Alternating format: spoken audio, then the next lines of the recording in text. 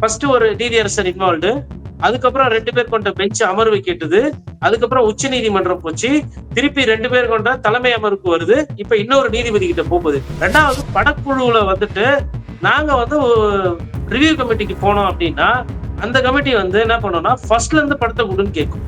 அப்ப நாங்க ஆல்ரெடி நீக்கப்பட்டுட்டாங்க அப்படின்னா இல்லங்க, படத்தை நாங்க ஃபர்ஸ்ட்ல இருந்து முழுசா பார்த்துட்டு நாங்க ஒரு விஷயம் சொல்லும் போது படக்குழுவினர் வந்து அப்செட் ஆகுங்க. இப்ப இந்த நேரத்துல ஜனநாயகன் படம் பிப்ரவரிக்குள்ள படம் ரிலீஸ் ஆகல, அதுக்குள்ள தேர்தல் ஆணைய அறிவிப்பு வந்துருச்சுன்னா ஏதோ ஒரு அரசியல் கட்சி போயிட்டு இந்த படத்துல வந்து அரசியல்வாதிகளை அரசியல் கட்சிகள் எல்லாம் ரொம்ப மோசமா பேசியிருக்கிறாரு, அப்புறம் அவர்களோட கட்சியோட சின்னம் கட்சியோட கொடி எல்லாம் காட்டியிருக்கிற மாதிரி சொல்றாங்க, இது வந்து தேர்தல் பிரச்சாரம் இல்லையா, அப்ப எல்லாரும் இந்த மாதிரி படம் தேர்தல் நேரத்தில் எடுத்து விட்டா இது என்ன ஒரு கோரிக்கையில ஒரு கம்ப்ளைண்ட் வைக்கிறாங்கன்னா கண்டிப்பா தேர்தல் ஆணையம் அதை கன்சிடர் பண்ணும். ஆமா, என்ன வந்து பிஜேபி கூப்பிட்டு அழுத்தம் கொடுத்தாங்க, சென்சார் போர்டுல படத்தை ரிலீஸ் பண்ண மாட்டாங்கன்னு அவர் சொல்ல முடியாது.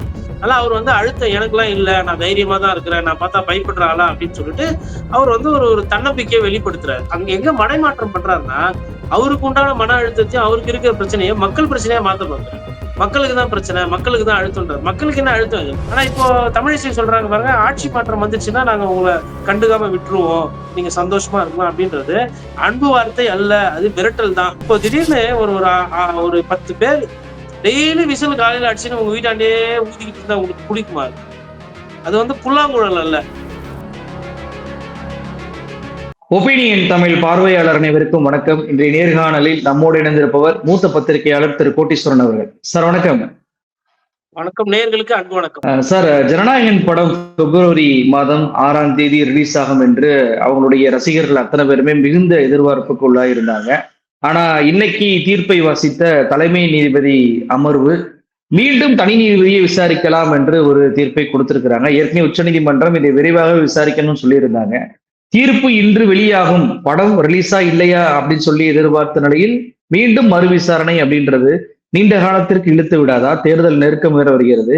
படத்துல அவங்க இரட்டை யானை உட்பட கட்சி சின்னங்கள் பலவற்றை பயன்படுத்தியிருக்கிறாங்க, அரசியல் டைலாக் இருக்கிறது. அப்படின்றப்போ படம் தேர்தலுக்கு முன்பு ரிலீஸ் ஆவது தாமதம் ஆகும் வருமா அப்படின்ற கேள்வியே வருது. ஏன்னா தனி நீதிபதி விசாரிக்கும் போது அவர் ஒரு தீர்ப்பு கொடுத்தா மீண்டும் இன்னொரு முறை மேல்முறையீடு போலாம், உச்சநீதிமன்றம் போலாம் அப்படின்னு சொல்றப்ப அந்த வாய்ப்பு தணிக்கை வாரியத்துக்கு இருக்கிறப்ப ஜனநாயகன் படம் ரிலீஸ் ஆகுமா? நீங்க எப்படி பாக்குறீங்க? அதாவது இது வந்து இன்னைக்கு வந்தது வந்து ஒரு ஜனநாயகன் படக்குழுவினருக்கு ஒரு பின்னடைவு தான். கிட்டத்தட்ட வந்து இது முதல் தடவை நடக்கல, இது பொங்கலுக்கு ரிலீஸ் இருந்து பேசப்பட்டது. மேபி வந்து இந்த குடியரசு தினத்துக்கு அப்புறமா வந்து அது படம் ரிலீஸ் ஆச்சுன்னா அதுக்கப்புறம் ஒரு ஒரு நாள்ல ஒரு சனி ஞாயிறு போல பார்த்து ரிலீஸ் ஆவாங்கன்ற ஒரு பேசுபொருள் இருந்தது. அப்போ விஜய் சாரோட அந்த ஃபேன்ஸுக்கு வந்து பாத்தீங்கன்னா இது ஒரு செட்பேக். இப்போ இதை வந்து வைத்து இது அரசியல் பின்னணி இருக்கா, அழுத்தம் இருக்கா அப்படின்னு பேசுபவர்கள் இருப்பார்கள், அது வேற விஷயம். பட் நான் என்ன நினைக்கிறேன்னா, அப்படி பேசுறாங்க அப்படின்னா அவர்களுக்கு அரசியல் புரிதல் இல்லை என்பது என்னோட புரிதல். ஒரு சட்டம் படித்த மாணவனா நான் என்ன பாக்குறேன்னா, ஒரு பெஞ்ச், அதாவது ஒரு ஒரு தீர்ப்பு, சிங்கிள் ஜட்ஜ் ஒரு தீர்ப்பு கொடுக்குறாங்க. அந்த தீர்ப்பு வந்து விஜய் அவர்களுக்கு சாதகமான தீர்ப்பு, ஜனநாயகன் படம் ரிலீஸ் பண்ணலாம்னு சொல்லிட்டு. அப்ப உடனே அவங்கள வந்து தாவேகாவோட அனுதாபி, அவங்க டிவிகே ஃபேனு, டிவிகே கட்சியில இருக்கிறாங்க, நம்ம அந்த முடிவுக்கு வர முடியாது. ஒண்ணு. 2வது அதுக்கப்புறம் என்ன பண்றாங்க, அதை எதிர்த்து அப்பீல் போறாங்க. பெஞ்சு விசாரணை பண்ணுது. பெஞ்ச் வந்து அந்த பிரச்சனையை கேட்டுக்கிட்டே இருக்கும்போது இதுல ஒரு சில சிக்கல்லாம் இருக்கு. போர்டுல இருக்கக்கூடிய உறுப்பினர்கள் ஓகே சொல்லிட்டாங்க. ஆனா போர்டு மெம்பருக்கு கம்ப்ளைண்ட் வந்ததுனால போர்டு மெம்பர், அதாவது போர்டுனுடைய தலைவர், சேர்மன், அவரோட தரப்பு வாதங்களையோ இல்ல அவர் தரப்பு நியாயங்களை கேட்கல, அதனால கால அவகாசம் வேணும்னு அவர் கேட்கிறாரு. அப்ப இதற்கு என்ன சொல்றதுன்னு சொல்லிட்டு கேட்டுட்டே இருக்கும்போது இவங்க என்ன பண்ணாங்கன்னா, எங்களுக்கு வந்து நாங்க மேல போறோம், நாங்க போய் மேல சுப்ரீம் கோர்ட்ல பாத்துக்கிறோம்னு சொல்லிட்டு சுப்ரீம் கோர்ட் போறாங்க. சுப்ரீம் கோர்ட்டுக்கு போன உடனே சுப்ரீம் கோர்ட் என்ன பண்ணுது, இப்ப நாட்டுல வேற பிரச்சனையே இல்லையா, சுப்ரீம் கோர்ட்டுக்கு இதுதான் வேலையா, ஒரு படத்தை வந்து ரிலீஸ் பண்ணுன்னு சொல்லிட்டு இல்லாம சுப்ரீம் கோர்ட்டுக்கு வருவீங்க, என்னப்பா அது, போய் கீழே போய் உங்க பஞ்சாயத்தை முடிச்சுடுவாங்கன்னு சொல்லிட்டு கீழே அனுப்புறாங்க. அப்புறம் சுப்ரீம் கோர்ட் வந்துட்டு திமுக ஆதரவு, அண்ணா திமுகவுக்கு வந்து இவங்க கூட்டணி போல, அதனால சுப்ரீம் கோர்ட் வந்து இந்த வழக்கு கேட்கல, அதனால கீழே அனுப்பிச்சிச்சு அப்படின்னு நம்ம பேச முடியுமா? 2. 3வது, இப்ப சிஜே பெஞ்சுக்கு வருது. சிஜே பெஞ்சுக்கு முன்னாடி வைத்த வாதங்கள் என்னன்னா, ரிட் ஸ்டேஜ் அப்பீல்ல இருக்கும்போது அதுல ஒரு சில கரெக்ஷன்ஸ் பண்ணணும்னு சொல்லி கேட்கிறாங்க. என்ன விதமான கரெக்ஷன்னா, ஃபர்ஸ்ட் என்ன சொல்றாங்கன்னா, படக்குழுவினர் படத்தை பார்த்துட்டாங்க, படத்தை பார்த்துட்டு ஒரு சில காட்சிகளை வந்து நீக்கணும்னு சொல்லி கோரிக்கை சொன்னாங்க, அதை நாங்க ஏத்துக்கிட்டு அதை வந்து நீக்கிட்டோம், அப்போ சொன்ன மாதிரி இவங்க படத்தை ரிலீஸ் பண்ணணும்னு சொல்லி இவங்க கேட்கிறாங்க.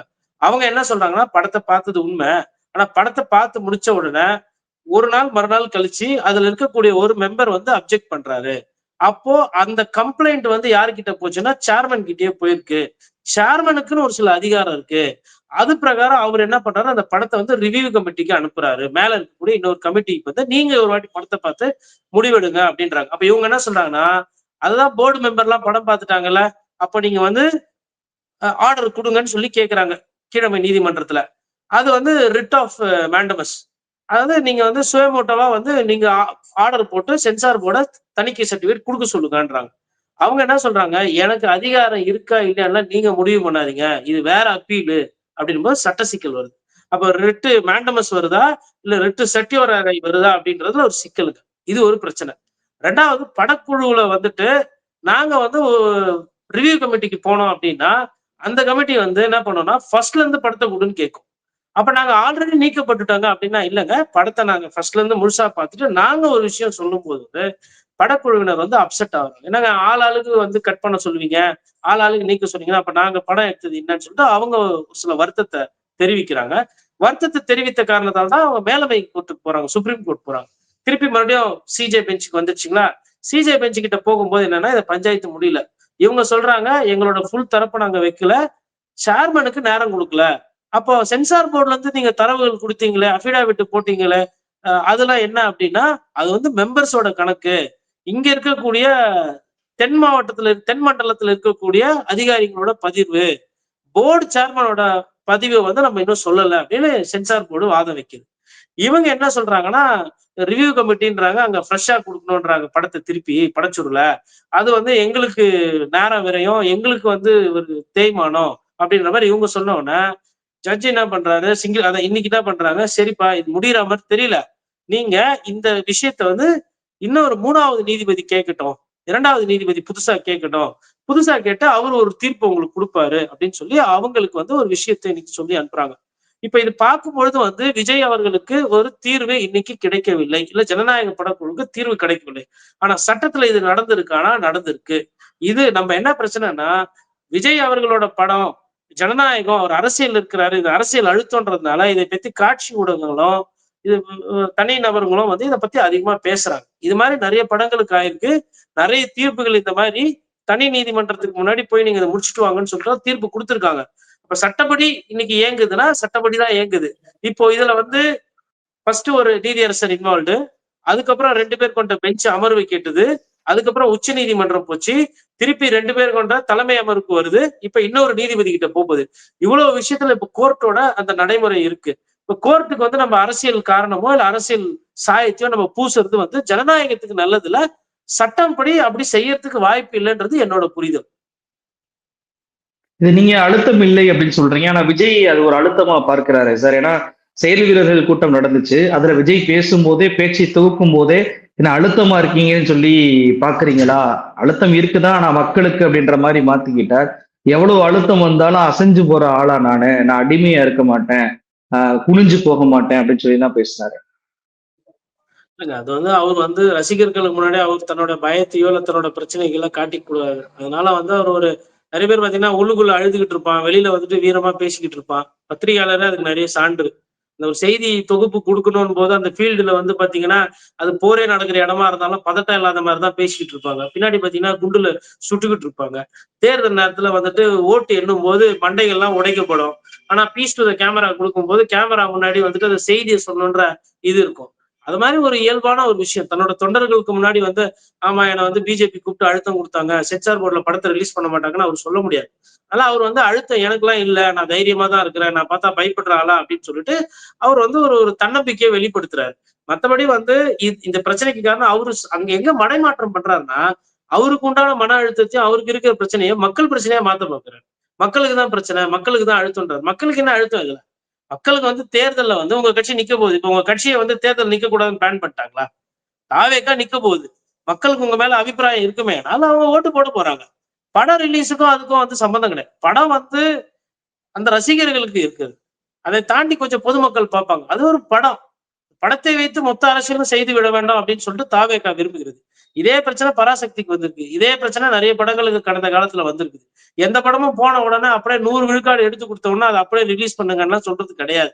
இந்த காரணத்தினால்தான் நிறைய பேர் வந்து படத்தை வந்து இன்னைக்கு திரைப்படமா திரையரங்குகளை வெளியிடாம ஓடிடிக்கு போயிடுறாங்க.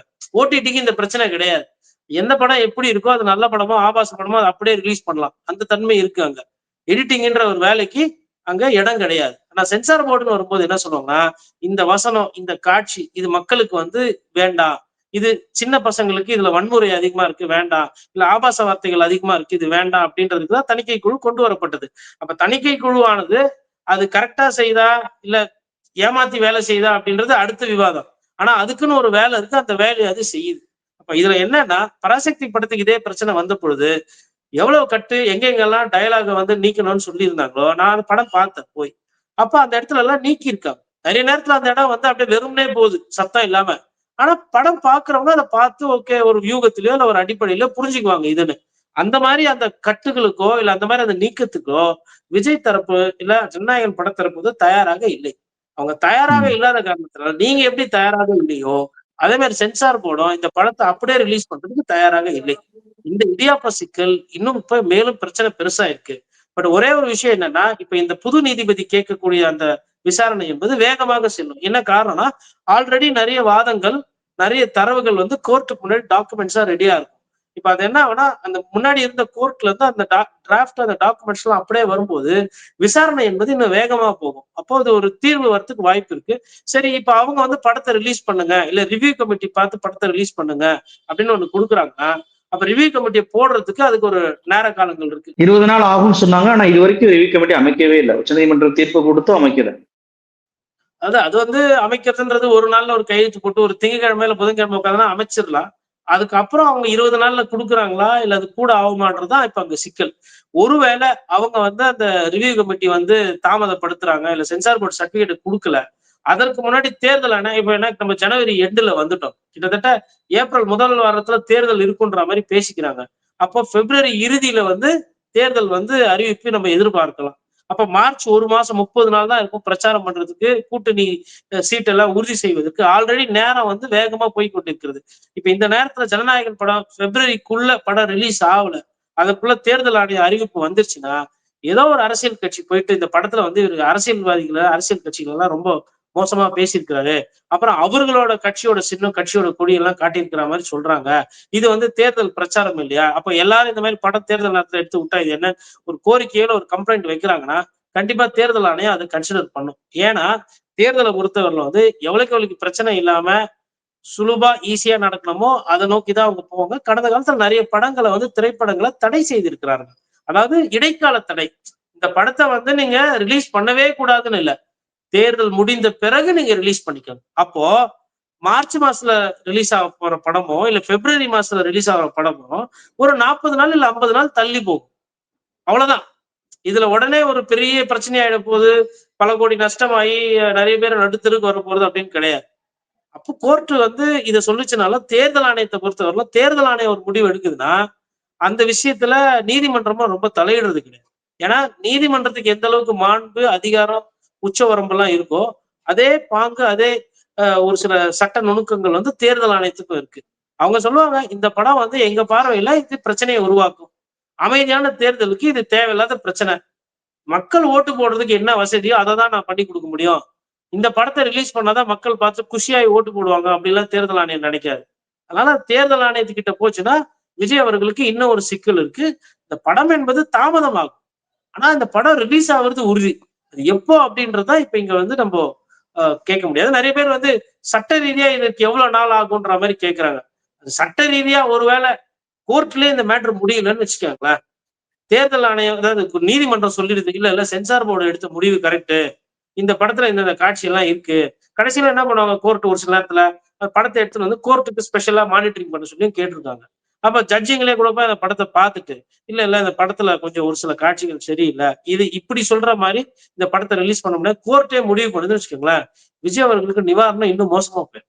அது வந்து ம். ஒரு ரொம்ப கடினமான ஒரு இடத்துக்கு போயிடலாம். அதனால இதுல வந்து எல்லா படங்களுக்கும் நடக்கிற ஒரு பிரச்சனை. இதுல அவங்க என்ன சொல்றாங்களோ ஓரளவுக்கு காட்சிகளை வந்து குறைத்து விட்டு அந்த படத்தை ரிலீஸ் பண்றதுதான் ஒரு படம் எடுத்த ப்ரொடியூசரும் சரி விஜயோட அந்த இண்டஸ்ட்ரியில் இருக்கவங்களுக்கும் சரி அது வந்து ஒரு நல்ல முடிவா இருக்கும். இது வந்து ஒரு சட்ட சிக்கலா ஆக வேண்டிய ஒரு ஒரு பிரச்சனையே கிடையாது. இதுல வந்து விட்டு கொடுத்துட்டு போறதுன்றது எவ்வளவுக்கு எவ்வளவு சீக்கிரமா அவங்க பண்றாங்களோ அந்த பட சார்பா, அந்த படக்குழுவினர் சார்பாக அது வெற்றிக்கு அது வந்து ஒரு அடித்தளம் கொடுக்கும். இல்ல, நான் நீக்கவே மாட்டேன். நான் அடம் பிடிப்பேன். நீ என்ன சொல்றது? நீ சென்சார் போர்ட் சொன்னா நான் கேட்கணுமா? நான் எப்பேர்ப்பட்ட ஆள் தெரியுமா? நான் பக்கா மாசு. எனக்கு பின்னாடி எவ்வளவு லட்சம் ரசிகர்கள் இருக்கிறாங்க அப்படின்லாம் பேசி பொருள் பண்ணிட்டீங்கன்னா, ஜனநாயகம் ஒரு படம் தான் நீங்க நடிக்க போறீங்களா? இல்ல வேற அதுக்கப்புறம் படம் நடிக்க போறது இல்லையா? இல்ல மிச்சம் 60 படம் மேல ஓடியிருக்கே. அதனால ஒரு படத்த வைத்து வந்துட்டு இது வந்து என்னன்னா, இந்த படத்தை வைத்தே ஒரு அரசியல் நடந்து கொண்டிருக்கிறது. அது வந்து ம். நீதிமன்றமோ சரி, தேர்தல் ஆணையமோ, இல்ல சென்சார் போர்டோ உங்களுக்கு தான் அது அரசியல். அவங்களுக்கு அது அன்றாட ஒரு கேஸ். அவங்களுக்கு அன்றாட ஒரு படம். 10ஓட 11 அத்தோட 1 அவ்வளோதான். உங்களுக்கு தான் அது பெருசு. ஏன்னா நீங்க இன்னைக்கு அரசியல்ல இருக்கிற காரணத்தினால. இதே நீங்க அரசியல்ல இல்லைன்னா இந்த அளவுக்கு பேசு பொருளாவாது. இன்னொரு ஊடகங்களும் சரி, காட்சி ஊடகங்கள், அச்சு ஊடகங்கள், அப்புறம் சோசியல் மீடியாலயும் சரி, விஜய் அவர்களுக்கு இருக்கக்கூடிய அந்த ஃபேன் ஃபாலோவர்ஸ்னால இது அதிகமாக பேசப்படுகிறது. இல்லன்னா இது ஒரு பெரிய நாட்டு மக்களோட பிரச்சனை எல்லாம் இல்லங்க. இப்போ குடியரசு தினம் கொண்டாடினோம். நெறைய பேருக்கு அதனுடைய வேல்யூவே தெரியாது. அது என்னன்னா, ம். ஹேப்பி ரிபப்ளிக் டேக்குன்னா சொல்லிட்டு போயிறதுன்னு நெனைக்கிறாங்க. உங்ககிட்ட ஒரு விஷயம் கையில இருக்குன்னா அதோட மதிப்பு தெரியாது. இல்லன்னா தான் அதோட மதிப்பு தெரியும். அன்னைக்கு சுதந்திர போராட்டத்துக்கு போராடி செத்தவங்கள கேட்டீங்கன்னா, குடியரசு தினம் எவ்வளவு முக்கியம்? சுதந்திர தினம் எவ்வளவு முக்கியம்னுவாங்க. இப்ப கிட்டத்தட்ட ஜனநாயகனோட பிரச்சனை என்னன்னா, ஜனநாயகன்ற படம் ரிலீஸ் ஆவுது. ஜனநாயகத்துக்கே ஆபத்துன்ற ரேஞ்சுல அவங்க திங்க் பண்றாங்க. இது ஒரு படம். 2 1/2 மணி நேரம் படம். போனா ரூ. 150 குடுத்து பாப்கார்ன் வாங்கி சாப்பிடணும். ரூ. 50க்கு பார்க்கிங்கு, ரூ. 3000 ஒரு குடும்பத்துக்கு செலவாகும். இது செலவுன்றத பார்க்கிறத விட்டு, அது ஒரு கேளிக்கை. ஆனா கேளிக்கையை தாண்டி இது என்ன எல்லா அரசியல் கட்சிகள்லாம் இதையே கங்கணம் கட்டி பண்றாங்க அப்படின்றாங்க. நான் திரும்ப திரும்ப ஒண்ணுதான் சொல்வேன். விஜய் அவர்களுக்கு அழுத்தம் குடுக்கவேயானால், சிபிஐல எஃப்ஐஆர்ல அவர் பேர சேர்த்து அவர கைது செய்து கூட விசாரணை பண்ணலாம். உண்மையான அழுத்தம் என்பது அதுதான். அது கூட உண்மையான அழுத்தம் இல்ல. அது சட்டத்தின் பார்வையில் அது சரி. அல்லு அர்ஜுனுக்கு வந்து எஃப்ஐஆர்ல பேர சேர்த்தீங்க. வழக்கு தொடர்ந்தீங்க. விசாரணை நடந்தது. ஆனா விஜய் அவர்களுக்கு அது நடக்கல. ஆனா அங்கலாம் போகவே இல்ல. சென்சார் போர்டு ஒரு சில கேள்விகள் கேட்டு இவங்க கோர்ட்டுக்கு போய் அதாவதுங்க ஒரு பெஞ்ச்ல ஒரு கேஸ் இருக்கும்போது, நான் வந்து மேல போறேன் அப்டின்னும்போது எந்த பெஞ்சா இருந்தாலும் சரிப்பா மேல போய் பார்த்துக்கப்பான்னு சொல்லி தான் அனுப்புவோம். அப்ப நீங்க தேவையில்லாம உங்களுக்கு வழக்கறிஞர்கள் இருக்கிறாங்கன்ற காரணத்தினால நீங்க என்ன பண்ணிட்டீங்கன்னா, சென்சார் போர்டு கிட்ட உட்கார்ந்து பேச வேண்டிய ஒரு விஷயத்த, நீங்க நீதிமன்றமா போயிட்டீங்க. நீதிமன்றங்கள் மாறும், நீதியரசர்கள் மாறும். தீர்வு என்பது இந்த நொடியில அவருக்கு கிடைக்கல என்பதுதான் எதார்த்தம். சரி, இப்போ செங்கோட்டையன் அவர்கள் ஒரு கருத்து சொல்லியிருக்கிறார். என்னன்னா, டிடிவி தினகரன் எங்களோட தான் கூட்டணி பேசிக்கிட்டு இருந்தார். ஆனா நாங்க யாரோட கூட்டணி பேசினாலும் உடனே டெல்லியில இருந்து ஆள் வந்துகிறார்கள் அப்படின்னு சொல்லியிருக்கிறார்.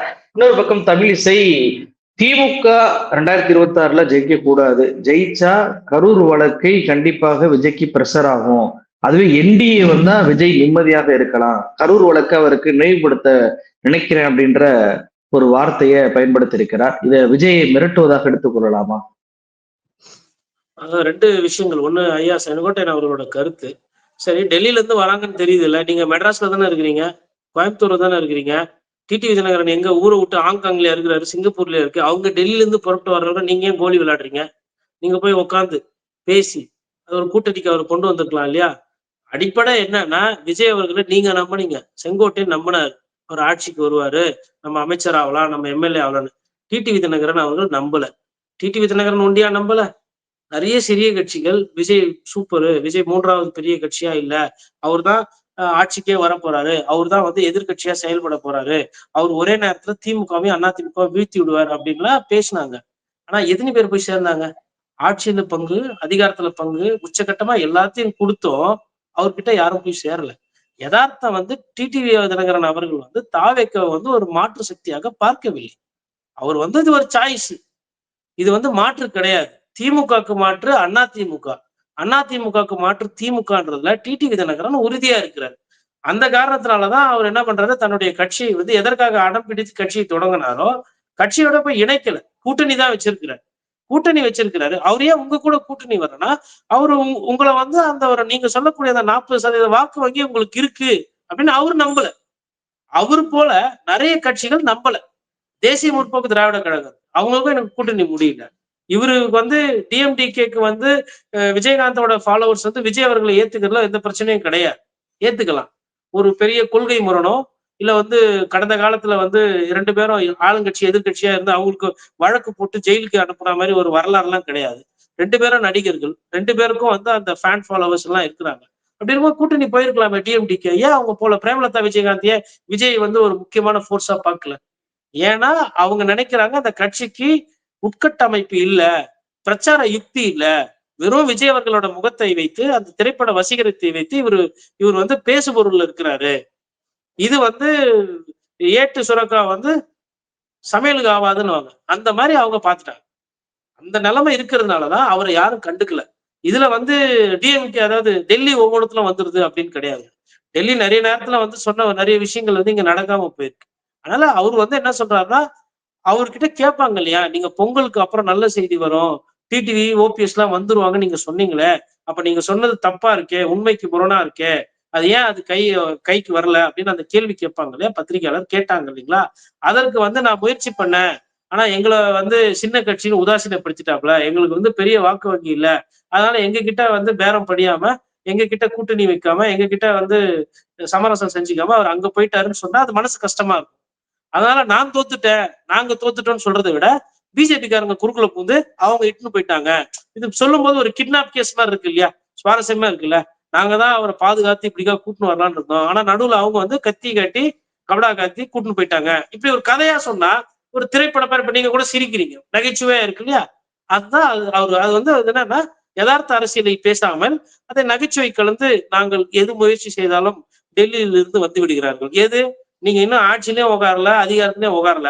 உங்கள பார்த்து டெல்லி பயப்படணுமா? இல்ல டெல்லி ஒரு சில முடிவுகள் எடுக்குமா?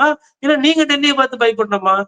அப்ப இவங்களுக்கு வசதியான வார்த்தைகளை வைத்து ஐயா செங்கோட்டையன் அவர்கள் எதார்த்தமா ஏன்னா அவர் பத்திரிகையாளரை பார்த்து ஓடுபவர் அல்ல. நின்னு பதில் சொல்லக்கூடிய தன்மைக்கு சொந்தக்காரர். ஆனால் நின்னு உண்மையை வந்து பாதி சொல்லிவிட்டு, மீதி பாதிய திரை வசனம் எல்லாம் எழுதிட்டு, அவர்கள் கட்சிக்கு எது ஒரு ஒரு வசதியா இருக்குமோ அத சொல்லியிருக்கிறாரு. அடுத்தது தமிழிசை அவர்கள். ஃபர்ஸ்ட் வந்து முதல்ல வந்து தமிழிசை அவர்களோட அந்த அந்த கிட்டத்தட்ட தக் லைஃப் ஸ்டேட்மெண்ட் எல்லாம் பண்ணிட்டு இருக்காங்க தமிழிசை. அதாவது என்னன்னா, விசில் வேணுமான்னு கேட்டா, இல்ல எங்க கிட்ட குக்கர் இருக்கு. குக்கர் மேலயே விசில் இருக்கு. நாங்க அதுல போட்டே வேக வச்சுக்கிறோம்ன்றாங்க. அப்போ தமிழிசை அவர்கள் வந்து அப்ப மாற்றத்த பாருங்க நீங்க. அதாவது விஜய் நினைக்கிறாரு மாற்றுன்னு, இப்ப எல்லாரும் சேர்ந்து பிஜேபியும் அடிக்க ஆரம்பிச்சுச்சா? ஒரு சைடு அதிமுக, ஒரு சைடு பிஜேபி, ஆல்ரெடி திமுக, அதுக்கப்புறம் தேர்தல் ஆணையம். ஒரு சிக்கல்ல தான் இருக்கிறாருங்க அவரு. அப்போ தமிழிசையோட அந்த 2வது கருத்து. இத வந்து நம்ம முன்னாடியே பேசியிருக்கோம். ஒருவேளை ஆட்சி மாற்றம் வந்ததுன்னா, விஜய்க்கு வந்து அந்த அதிகாரிகள் மாறுவாங்க, வழக்கறிஞர்கள் மாறுவாங்க. அந்த கேஸ்ல வந்து மேபி ஒரு ரிலீஃப் கிடைக்கலாம்னு நம்ம முன்னாடியே பேசியிருக்கோம். அதனால தான் நம்ம வந்து அன்னைக்கே எஃப்ஐஆர்ல அவர் பேர சேர்த்து, அவரையும் வந்து விசாரிக்கணும் அப்படின்றது ஒரு சட்டத்தின் பார்வை. சட்டத்தின் பார்வையில் நீதிமன்றம் முடிவு செய்யட்டும், அவர் குற்றவாளியா, நிரபராதியா என்பதுதான் என்னோட பார்வை. ஆனா அத கூட எஃப்ஐஆர்ல சேர்க்கல. ஆனா இப்போ தமிழிசை சொல்றாங்க பாருங்க, ஆட்சி மாற்றம் வந்துச்சுன்னா நாங்க உங்கள கண்டுக்காம விட்டுருவோம். நீங்க சந்தோஷமா இருக்கலாம் அப்படின்றது அன்பு வார்த்தை அல்ல. அது மிரட்டல் தான். அதாவது ஆட்சி மாற்றம் வந்துட்டோம். நீ எங்கள போட்டு விமர்சனம் பண்ணி, ஒருவேளை எதனா ஒண்ணு ஏடாகூடமா ஆச்சுன்னா, ஆட்சி மாற்றம் வந்து வராம திமுகவே இருந்தாலும், மத்தியில எங்க ஆட்சி இருக்கு அப்படின்றது தான் அது. சோ மாநிலத்துல எங்க ஆட்சி வந்தா ஓகே. வரல, உங்களால போயிடுச்சுன்னா, மத்தியில எங்க ஆட்சி இருக்குன்றதுதான் அதற்கு பின்னாடி இருக்கக்கூடிய அந்த மிரட்டல். அவர்கள் வந்து அத அன்பு வார்த்தையில ஃபர்ஸ்ட் பிஜேபியை பொறுத்தவரை எப்படின்னா, ஃபர்ஸ்ட் குணமா பேசி பார்ப்போம். அன்பும் அப்புறமா அன்பா கூப்பிட்டு பார்ப்போம். அப்புறமா என்ன பண்ணுவோம் தூக்கின்னு போயிடுவாங்க. கெஜ்ரிவால் அவர்களே அப்படிதான் கூட்டிட்டு போனாங்க. அந்த மாதிரி ஹேமந்த் சோரன், கெஜ்ரிவால், செந்தில் பாலாஜி அவர்கள் தான் நெறைய பேருக்கு நடந்திருக்கு. அது நாளைக்கு ஐயா விஜய்க்கு நடக்காது அப்படின்றதுக்கு எந்த உத்தரவாதமும் கிடையாது. ஒவ்வொரு வழக்கா இப்ப வருது இல்லையா? வண்டி வரி ஏய்ப்புக்கு காசு கட்டாம போனது. அப்புறம் புலி திரைப்படத்துக்கு பணத்த நெறைய பெற்றுக்கொண்டு அதை கணக்குல காட்டாம போனது. அதுக்கப்புறம் இது மாரி இன்னும் என்னென்ன இருக்குன்றது தெரியல. அப்புறம் கரூர் சம்பவம். இப்போ கிட்டத்தட்ட இவரு வந்து ஒரு பர்செப்ஷன் செட் பண்ணிட்டு இருந்தாரு. தாவேகா. விஜய் சார். என்னன்னா, ஒண்ணு திமுக, இன்னொன்னு தாவேகா. ஒண்ணு தாவேகா, இன்னொன்னு திமுக. 48 மணி நேரத்துல வானிலை மாறுற மாரி மாறி போயிடுச்சா? என்ன சொல்ட்டாங்க, இப்ப திண்டுக்கல் சீனிவாசன் அவர்கள், கட்சியினுடைய பொருளாளர் என்ன சொல்றாரு? எப்பா ஒருத்தன் வந்து பிளாக் டிக்கெட் வித்து பணக்காரன் ஆயிட்டான். இன்னொருத்தன் லாட்டரி டிக்கெட் விக்கிறான். சோ பிளாக் டிக்கெட் விக்கிறவனுக்கும், லாட்டரி டிக்கெட் விக்கிறவனும், நீங்க வந்து எம்ஜிஆர பத்தி பேசுறீங்களான்றது அதிமுக ஸ்டாண்டா இருக்கு. இன்னொன்னு, நீங்க வந்து கிளிசரின் போட்டு கூட அழுவலையேப்பா. 41 பேருக்கு நீங்க தான் செத்தீங்க. அதனால தார்மீக அடிப்படையில ஒரு குற்ற உணர்ச்சி இருக்காதான்ற மாரிலாம் கேள்வி கேட்கிறாங்க. இப்ப பர்செப்ஷன் இப்ப இவர் சொல்வாரா திருப்பி? ஒண்ணு திமுக, ஒண்ணு தாவேகான்னு. இன்னொன்னு நாம் தமிழர் கட்சி அவர்கள். சின்னம் ஒதுக்கி 1 மணி நேரத்துல சுவரொட்டிலாம் ஒட்டிட்டாங்க, வரைஞ்சாங்க. 1 வினாடியில அ தெ செவுத்துல வந்து வரைஞ்ச ஒரு கட்சி இருக்குன்னா, அப்படின்லாம் பேசினீங்க. அத சாட்டை துரைமுருகன் போன்றவர்களோ இல்ல தாவேக்கால இருக்கக்கூடிய அந்த பேரை எப்படி விசில மாத்துனாங்க பாத்தீங்களா, தமிழாக்கம் பண்ணி அது மடக்கி ஊதுற காரணத்தால அது ஒரு வார்த்தை மாதிரி. இப்ப இது மாதிரி உங்களை வந்து ட்ரோல் மெட்டீரியல் ஆக்கிடுவாங்க. இப்ப இன்னைக்கு கதாநாயகன் திருப்பி யாருன்னா ஐயா வடிவேலும் கவுண்டமணி செந்தில் தான். இவர்களை வைத்து இந்த அரசியல்வாதிகள் பேசக்கூடிய வார்த்தைகளை வைத்து ட்ரோல் பண்ணி அவங்கள வந்து ஒரு ட்ரோல் மெட்டீரியல் ஆக்கிடுவாங்க. அதாவது சீரியஸ் சப்ஜெக்ட் இல்ல, நீ சீரியஸ் அரசியல்வாதி கிடையாது, நீங்க வந்து ஒரு ஒரு காமெடி பீஸ் அப்படின்ற மாதிரி அந்த இடத்துக்கு கொண்டு போயிருவாங்க. இது ஒரு கட்சிக்கு ஆபத்து. ஐயா விஜயகாந்துக்கு இது நடந்திருக்கு, ஐயா எடப்பாடி பழனிசாமிக்கு இது நடந்திருக்கு, ஸ்டாலின் அவர்களுக்கு நடந்திருக்கு. இதே கடந்த காலத்துல அம்மையார் ஜெயலலிதாக்கோ கலைஞர் அவர்களுக்கோ இது நடக்கல. என்னன்னா இன்னைக்கு காலம் என்பது நீங்க சொல்லக்கூடிய வார்த்தைகளை வைத்து உங்களை வந்து இந்த மீம் இன்ஜினியர்ஸ் எல்லாம் இருப்பாங்க, ரெடியா இருப்பாங்க எப்பயுமே. ஏன்னா ஒரு 2 வார்த்தை நீங்க ஏடாகூடமா மாத்தி கீத்தி பேசினாலுமே சிக்கல. அதனால இந்த இந்த காலம் என்பது இந்த ஜென்சி காலம் என்பது கொஞ்சம் ரொம்ப பார்த்து இருக்கணும். விஜய் அவர்கள் வந்து இதெல்லாம் கணிக்க தவறி விட்டார். அதாவது எந்த விசில் அவருக்கு பலம் நினைச்சாரோ அந்த விசிலையே இன்னைக்கு பலவீனமா மாத்துறதுக்கு ஒரு சில கட்சிகள் வேலை செய்து இல்ல ஒரு சில பிரச்சார யுக்தி படைத்தவர்கள் வேலை செய்து கொண்டிருக்கிறார். இதை நீக்குவதற்கோ இதை சரி செய்வதற்கோ தான் ஐயா செங்கோட்டையன் வந்து அனுபவத்துல ஒரு புத்தி கூர்மையான ஒரு விளக்கம் சொன்னாரு. வயசானவங்க எல்லாம் இருப்பாங்க, சத்தம் அவங்களுக்கு இரைச்சல் பிடிக்காது, அவங்களுக்கு காது கேட்காத தன்மை இருக்கும். அப்ப போய் நீங்க போய் காது கிட்ட போய் விசில் ஊதுறதோ இல்ல வயசானவங்க பஸ் ஸ்டாண்ட்ல இருக்கிறாங்க அப்படிங்கிறது இல்ல இளைஞர்கள் சின்ன பசங்களுக்கே சத்தம் அதிகமா இருந்தா அவங்களோட சிந்திக்கிற திறன் பாதிக்கப்படுன்றா பேசி அதெல்லாம் மனசுல வச்சுதான் அவரு பேசுறாரு. உடனே அங்கேயே ஒரு மாவட்ட செயலர் அவரை மறித்து பேசுறாரு. இது ஒரு வெற்றி சின்னம், தலைவரே ஊதணும் அப்படின்னு விசில் அடிச்சு காட்டுறாரு. இன்னும் நல்ல ஒரு சின்னமா பெற்றிருக்கலாமோ அப்படின்ற ஒரு ஒரு எண்ணத்தை வந்து இப்போ கிட்டத்தட்ட வந்து கொண்டு இருக்கிறது. எனக்குமே இப்போ நான் ஃபர்ஸ்ட் விசில் சின்னம் நல்ல சின்னம் வரவேற்கிறதுன்ற மாதிரிதான் நான் பேசியிருந்தேன். பட் எதுவுமே வந்து எடுத்த எடுப்புல நம்ம ஒரு முடிவு பண்ண முடியாது. பார்த்து அனுபவப்பட்டு இந்த சைடு என்ன சொல்றாங்க, அந்த சைடு என்ன சொல்றாங்க அப்படின்னு அனுபவ ரீதியா பார்க்கணும். அப்ப விஜய் அவர்களோட சின்னமான அந்த விசில் சின்னம் என்பது ஒரு எளிமையான சின்னம். அது வந்து மக்கள் கிட்ட போய் சேர்ந்துருச்சு. ஆனா அந்த மக்கள் அந்த சின்னத்தை எப்படி பார்க்க போறாங்க? இப்போ திடீர்னு ஒரு ஒரு ஒரு 10 பேர் டெய்லி விசில் காலையில அடிச்சுன்னு உங்க வீட்டாண்டே ஊதிக்கிட்டு இருந்தா உங்களுக்கு பிடிக்குமா அது? அது வந்து புல்லாங்குழல் அல்ல. ஒரு மென்மையான ஒரு ஒரு டோன் வரப்போகுது, ஒரு ராகம் வருது, இந்த நோட்ஸ் அப்படி போகுது. இது வாயில வச்சு ஊதுன்னு ஊத வேண்டியதுதான். இப்போ இதனுடைய தாக்கம் எந்த அளவுக்கு இருக்கும் அப்படின்றத பார்க்கணும். பிரச்சாரத்த போது நம்ம நிறைய விஷயங்கள் இந்த வேட்பாளர் போட்டதுக்கு அப்புறம் அந்த தன்மைகள் வந்து இன்னும் நிறைய தெரியும். இந்த சின்னத்துக்கு வெயிட்டேஜ், வேட்பாளருக்கு வெயிட்டேஜ், விஜய் அவர்கள் போய் தொகுதி தொகுதியா பிரச்சாரம் பண்ணுவாரா அப்படின்றத நம்ம பார்க்கணும். நிகழ்ச்சியில் கலந்து கொண்டு பல்வேறு தகவலை நம்ம பேருங்க. ரொம்ப நன்றி சார். நன்றி.